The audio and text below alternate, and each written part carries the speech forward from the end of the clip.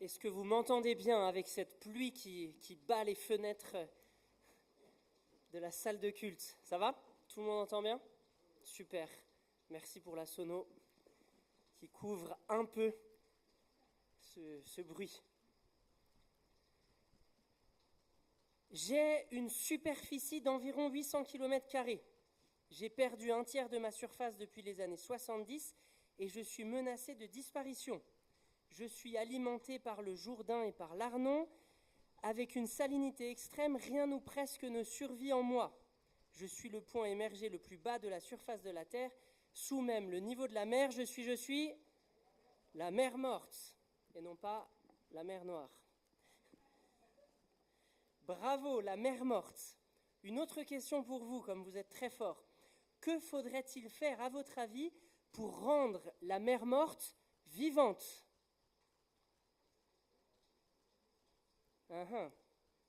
Qu'est-ce qu'il faut faire? Il y a des idées? Rien. C'est peine perdue. Qu'est-ce qu'il faudrait faire pour rendre la mer morte vivante?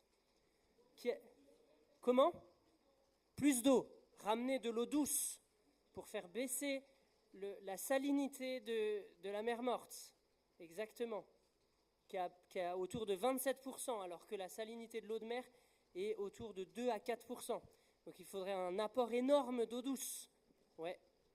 Donc il faudrait peut-être détourner d'autres fleuves pour les ramener dans la mer morte, etc. C'est intéressant que pour répondre à cette question qui est très complexe, certains ont essayé d'y réfléchir, mais c'est quasiment impossible, il faudrait des ressources énormes, c'est très compliqué.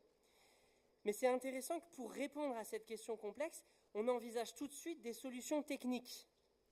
Et on fait la même chose dans nos vies pour des problèmes bien plus concrets que de rendre vivante la mer morte. On cherche à résoudre nos problèmes en mettant en place des plans d'action rationnels et efficaces. Et ce n'est pas une mauvaise chose. Ça fait partie des responsabilités même que Dieu nous confie.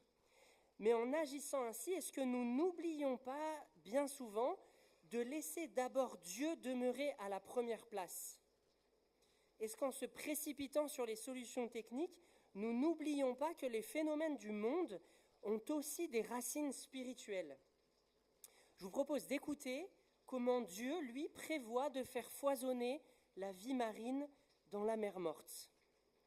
Et on va lire dans le livre d'Ézéchiel, au chapitre 47, les versets 1 à 12. Livre du prophète Ézéchiel, le chapitre 47, les versets 1 à 12. L'homme qui sert de guide à Ézéchiel dans sa vision de ce temple, l'homme donc me ramena à l'entrée du temple. Je vis alors que de l'eau jaillissait de dessous l'entrée vers l'est.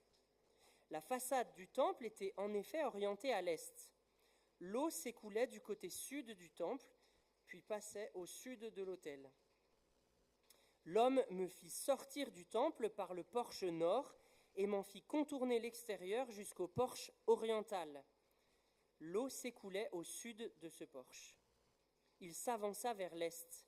Il tenait un cordeau à la main avec lequel il compta 1000 mesures dans cette direction. Il me fit traverser l'eau, elle m'arrivait aux chevilles. Il compta encore 1000 mesures et me fit traverser l'eau, elle m'arrivait aux genoux. Au bout des 1000 mesures suivantes, il me fit de nouveau traverser l'eau, cette fois-ci, elle m'arrivait à la taille. Il compta encore 1000 mesures, mais je ne pouvais plus traverser car l'eau était si profonde qu'il fallait nager. C'était devenu un torrent infranchissable. Il me dit « As-tu bien regardé, toi, fils d'Adam ?» Il m'emmena un moment à l'écart, puis me ramena au bord du torrent. Je constatai alors qu'il y avait de très nombreux arbres sur chaque rive. L'homme me dit « Ce torrent se dirige vers l'est du pays. Il descend la vallée du Jourdain et débouche dans la mer morte. Lorsqu'il parvient à la mer, il en renouvelle l'eau, qui devient saine. Des êtres de toute espèce se mettront à grouiller et les poissons se multiplieront partout où le torrent arrivera. Il assainira la mer et là où il se déversera, il apportera avec lui la vie. Alors depuis En-Gedi, à l'ouest de la mer Morte, jusqu'à En-Eglaïm à l'est, partout il y aura des pêcheurs qui mettront leurs filets à sécher sur les bords de la mer. On y trouvera un aussi grand nombre d'espèces de poissons que dans la mer Méditerranée. Cependant, les marais et les lagunes de son littoral ne seront pas assainis. On les gardera comme réserve de sel. Sur chaque rive du torrent, des arbres fruitiers de toutes sortes pousseront. Leur feuillage ne se flétrira jamais et ils produiront sans cesse des fruits. Ils donneront chaque mois une nouvelle récolte car ils sont arrosés par l'eau provenant du sanctuaire. Leurs fruits serviront de nourriture et leurs feuilles de remède. Amen. Je vous invite à prier. Seigneur, merci pour ces promesses magnifiques, pour ce texte extrêmement encourageant, plein d'espérance, vivifiant comme l'eau de ce fleuve. Seigneur, donne-nous d'être vivifiés à travers la méditation de ce texte ce matin. Amen. Nous arrivons là avec notre texte, avec le chapitre 47 d'Ézéchiel, à la fin du livre, qui se termine au chapitre 48, juste après donc.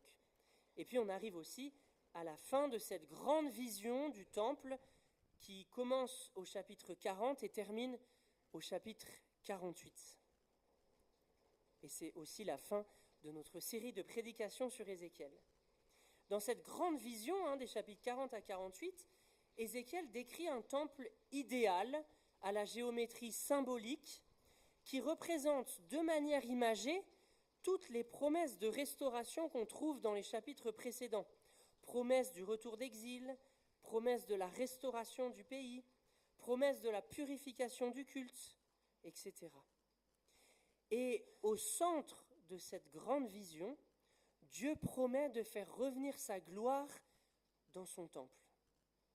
Alors qu'Ézéchiel, plus tôt dans le livre, avait vu la gloire de Dieu quitter le temple de Jérusalem à cause de l'idolâtrie pratiquée par le peuple, Ézéchiel voit maintenant cette même gloire de Dieu revenir dans le temple, dans ce temple symbolique idéal en tout cas, par la porte est. C'est l'idée que malgré les fautes du peuple, Dieu ne l'abandonne pas. Dieu veut revenir habiter au milieu de son peuple pour le restaurer.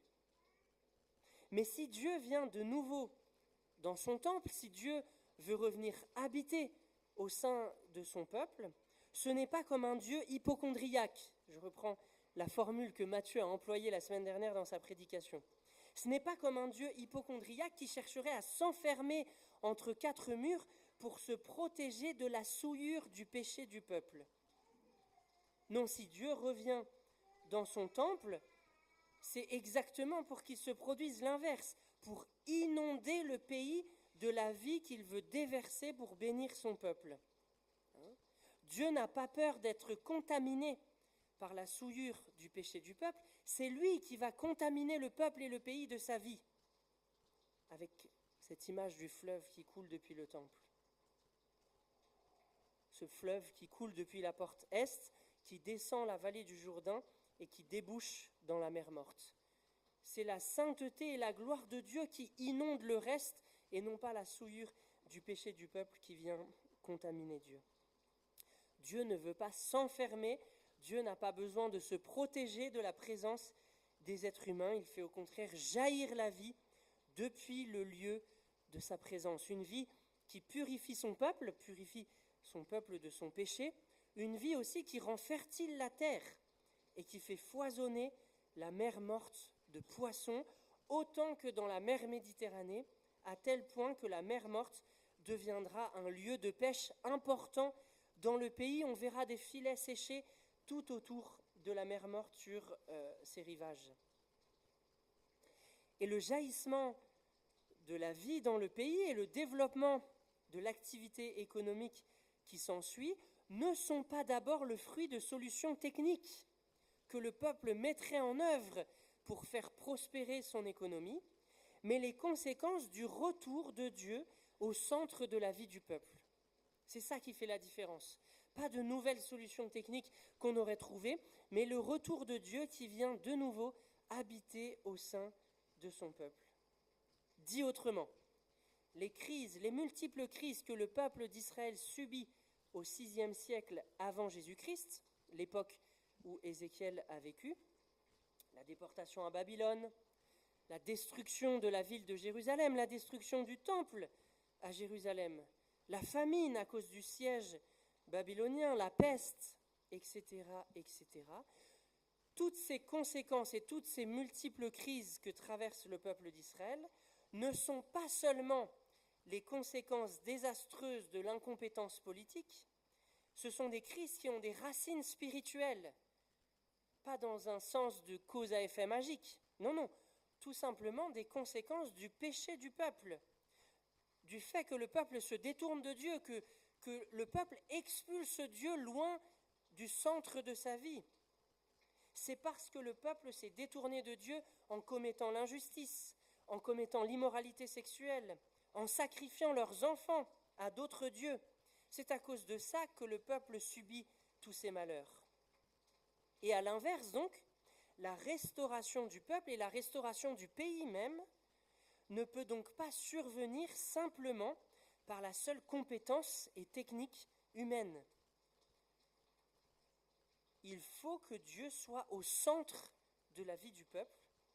Il faut que Dieu vienne résider de nouveau pleinement au sein de son peuple pour qu'un véritable renouveau ait lieu. Imaginez une roue de vélo dont le moyeu est décalé du centre, même très légèrement. Vous aurez beau bien gonfler vos pneus, bien huiler votre chaîne, vous aurez beau bien pédaler de toutes vos forces, le vélo va trembler. Vous allez perdre de la vitesse parce que la roue ne va pas tourner correctement et vous risquez même de tomber au premier virage. C'est exactement ce qui arrive dans la vie du peuple et dans nos propres vies lorsque Dieu n'est plus au centre, lorsque le moyeu est décalé. Nous pouvons faire plein d'efforts, déployer toutes les solutions techniques que nous voulons, ça ne roule pas correctement. Mais Ézéchiel, dans cette vision, nous montre au contraire ce qui arrive lorsque Dieu revient au centre, lorsque le moyeu est de nouveau bien centré sur la roue. Ézéchiel nous le décrit en faisant allusion au récit de la création, en Genèse 1. Et à travers ces allusions, l'auteur nous indique que l'habitation de Dieu parmi son peuple ne produit rien de moins qu'une recréation du monde. Vous l'avez entendu à la lecture, au verset 7 par exemple, Ézéchiel constate dans sa vision qu'il y avait de très nombreux arbres sur chaque rive du fleuve. Ou au verset 9, que des êtres de toute espèce se mettront à grouiller. La vie qui va grouiller, la vie en abondance, et les poissons se multiplieront partout où le torrent arrivera. Le texte en fait ici reprend, comme je disais, le vocabulaire de Genèse 1, avec sa végétation foisonnante, avec ses nombreux arbres, avec ses eaux qui grouillent de poissons de toute espèce.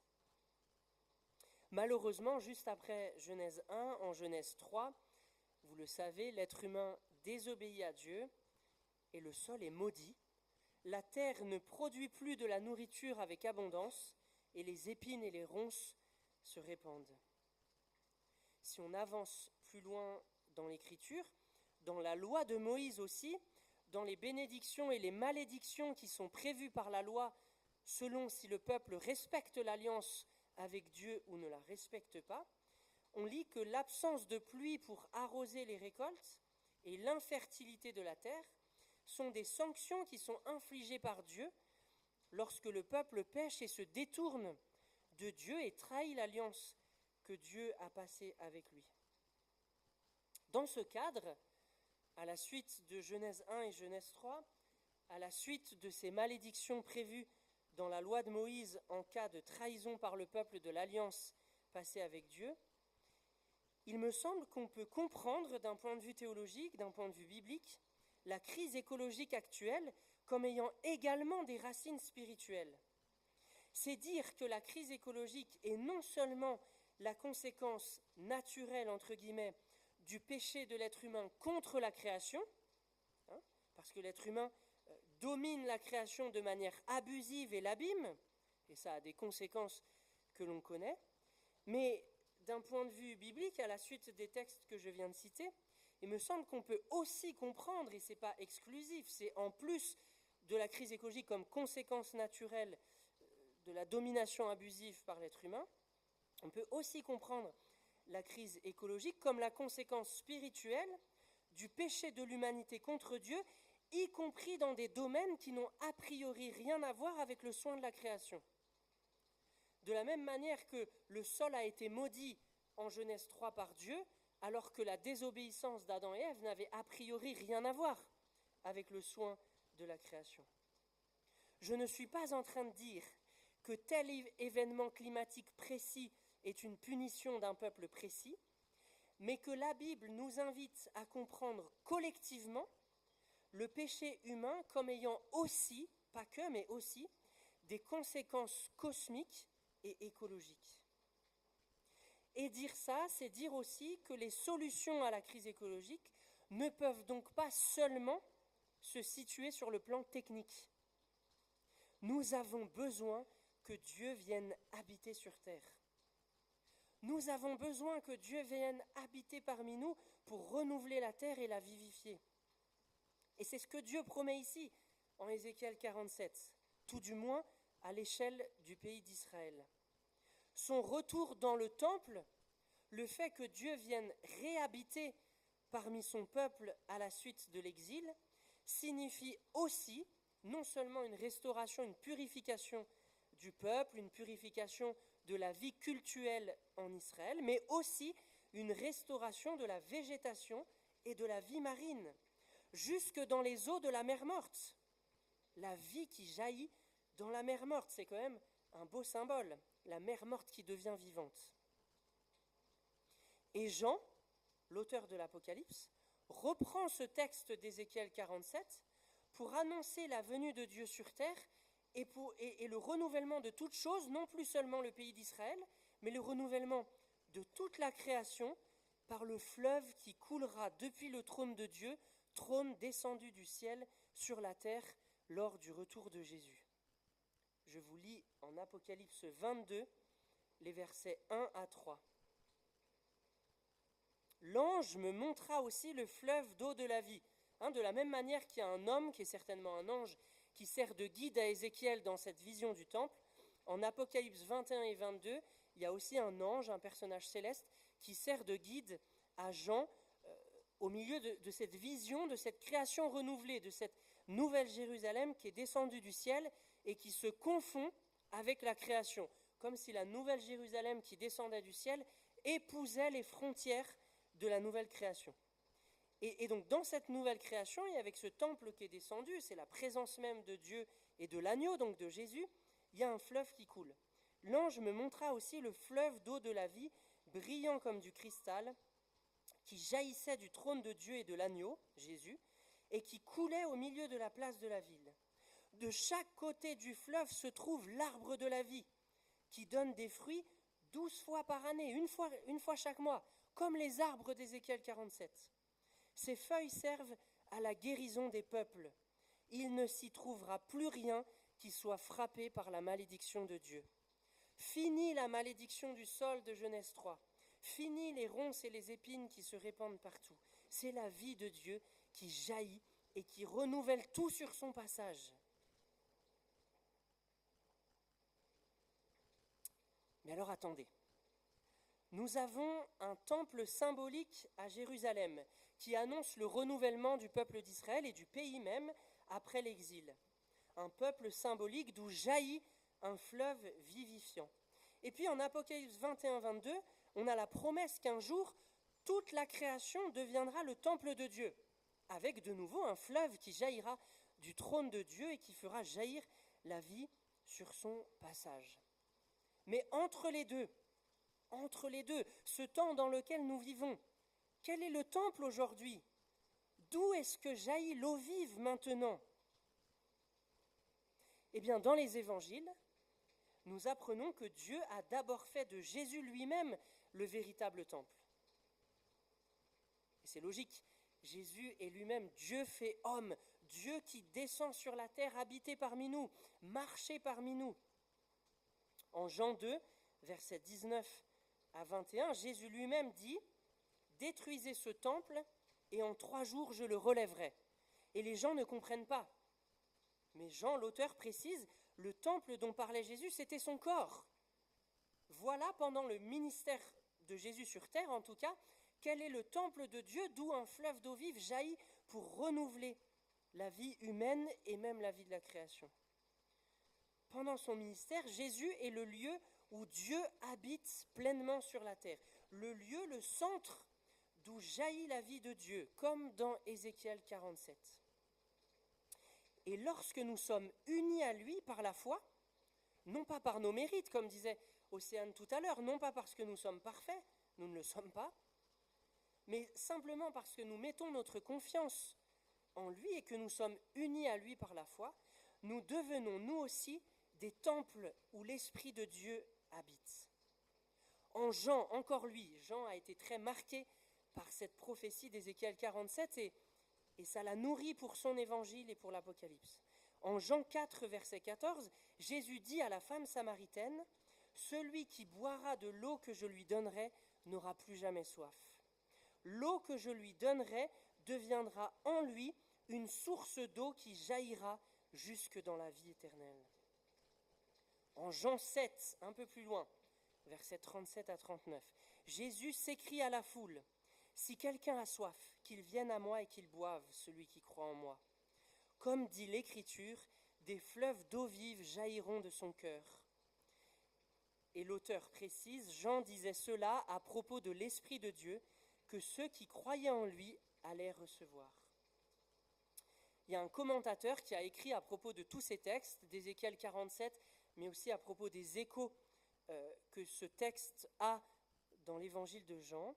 Il écrit, et je trouve ça très juste et très beau, « La présence du Saint-Esprit dans le cœur des croyants, qui s'accomplit à la Pentecôte, fait de chaque croyant un temple miniature.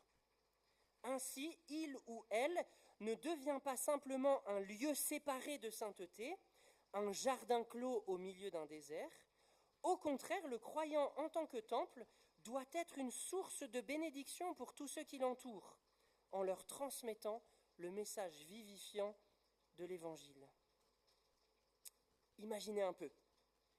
L'esprit de vie par lequel Dieu a créé le monde, l'esprit de vie par lequel Dieu renouvellera toute la création lors du retour de Jésus sur terre, cet esprit-là a été déversé en nous grâce à la mort de Jésus à la croix. Ça signifie 2 choses. Premièrement, nous avons la source de vie en nous-mêmes. Bien sûr, nous vivons dans l'attente de la réalisation d'Apocalypse 22 et nous ne vivons pas encore dans le royaume. Nos corps vieillissent, nos corps tombent malades, nos corps souffrent, nos corps meurent. La terre est abîmée par les activités humaines. Nous ne vivons pas encore dans le royaume. Mais nous avons déjà les prémices de cette vie à venir. L'Esprit vit déjà en nous. J'aimerais vous partager une expérience personnelle, toute simple, à travers laquelle j'ai goûté à cette vie de manière toute simple et en partageant cette expérience, je dis aussi qu'elle n'est pas normative. Je sais bien que ça peut, dans des situations similaires, ne pas se passer de la même manière. Mais voilà, c'est une expérience que j'ai vécue quand j'étais adolescent, je crois, ou enfant, je ne sais plus très bien quel âge j'avais, peu importe. Une cousine de ma mère s'est suicidée. Et j'étais pas très proche d'elle, mais j'ai été profondément bouleversé par la nouvelle. J'ai été comme envahi par une tristesse qui m'oppressait et occupait tout mon esprit tout le temps. Ça n'a pas duré très longtemps, Dieu merci, mais justement, quelques jours après, j'étais chez mes grands-parents qui sont chrétiens, et ma grand-mère a prié pour moi, et cette tristesse oppressante m'a quitté immédiatement. Je n'ai bien sûr pas cessé d'être triste, comment ne pas être triste face à une telle situation, mais ma tristesse était beaucoup plus légère, elle n'alourdissait plus ma marche. Et je crois que c'était très clairement un fruit de l'esprit, un avant-goût de la vie que Dieu veut faire jaillir en nous. Quelque chose qui m'a vivifié intérieurement suite à la prière de ma grand-mère pour moi. C'est la première des deux choses que je vous ai annoncées. La vie jaillit de Jésus, le véritable temple, vers nous et coule en nous dès aujourd'hui. Même si nous ne vivons pas encore dans le royaume, nous goûtons déjà à cette vie-là. La deuxième chose, la deuxième conséquence du fait que nous sommes des temples miniatures, c'est qu'en tant que temple miniature, non seulement nous jouissons déjà, comme par avant-goût, de cette vie qui nous a été donnée, mais nous devenons nous-mêmes des sources depuis lesquelles cette eau vive doit jaillir dans le monde et se répandre autour de nous. Nous ne sauverons pas le monde. Nous ne sauverons pas non plus les gens autour de nous. Mais nous pouvons être une source par laquelle d'autres personnes découvrent la vie bonne, la vie pleine et entière que Dieu veut répandre dans son monde. Et je vous invite à prendre le temps de réfléchir à ce que peut signifier pour vous, dans vos vies personnelles, là où Dieu vous a placé, ce que peut signifier d'être un temple miniature. Un temple miniature d'où un fleuve d'eau vive jaillit. Qu'est-ce que ça veut dire pour mon travail ?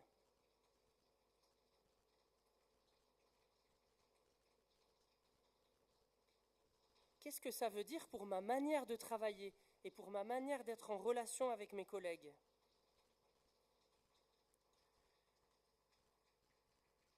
Qu'est-ce que ça veut dire pour ma manière d'exercer l'hospitalité dans ma maison ?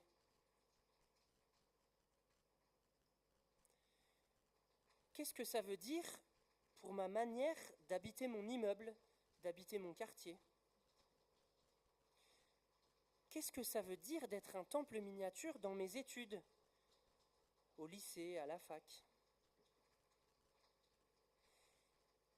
Et pour ceux qui peut-être n'ont pas encore mis leur foi en Jésus, mais qui ont soif de cette eau-là, de cette vie bonne, pleine et entière que Dieu veut offrir, Jésus dit en Apocalypse 21, verset 6, « Celui qui a soif, je lui donnerai à boire gratuitement de la source d'eau de la vie, qu'il vienne à moi et qu'il boive. » Amen.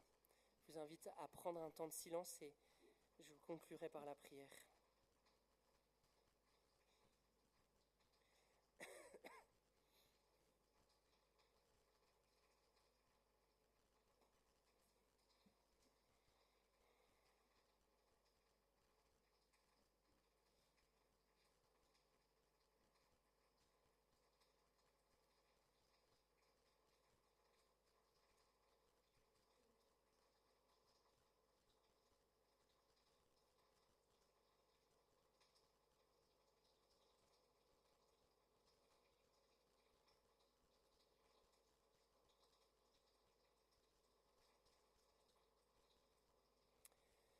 Seigneur, merci d'être ce Dieu de la vie, ce Dieu d'où un fleuve d'eau vive jaillit et restaure tout sur son passage. Pardon Seigneur, parce que trop souvent nous te mettons aux périphéries de nos vies. Pardon parce que, en tant qu'humanité, collectivement, nous t'avons exclu du monde, nous t'avons exclu de nos vies personnelles, de la vie de nos nations, et que tout a été déréglé dès lors que nous ne t'avons pas laissé cette place centrale. Pardon de tout de suite sauter aux solutions techniques, comme si nous pouvions tout régler par nous-mêmes, comme si le monde était un système clos qui fonctionnait par des lois purement mécaniques et que nous pouvions régler par nous-mêmes quand il y a des problèmes. Pardon d'oublier que le monde est un système ouvert à toi, et que si ta vie ne descend pas dans ce monde, nous avons beau pédaler, le vélo va trembler, le vélo va même peut-être tomber. Seigneur, viens prendre toute ta place au centre de nos vies. Viens prendre toute ta place en nous. Fais jaillir ce fleuve d'eau vie dans nos vies personnelles, dès aujourd'hui, Seigneur. Fais-nous goûter à ces prémices de la vie bonne, pleine et entière, telle que tu l'avais créée dans le jardin en Genèse 1 et 2. Et cette vie que tu nous redonneras pleinement lorsque tu descendras et qu'un fleuve coulera de ton trône. Seigneur, fais-nous goûter à cette vie dès maintenant et fais de nous ces temples miniatures, d'où un fleuve miniature peut-être, un fleuve des petits commencements, coule autour de nous pour répandre cette vie, pour faire connaître et goûter cette vie à tous ceux qui nous entourent. En ton nom Jésus. Amen.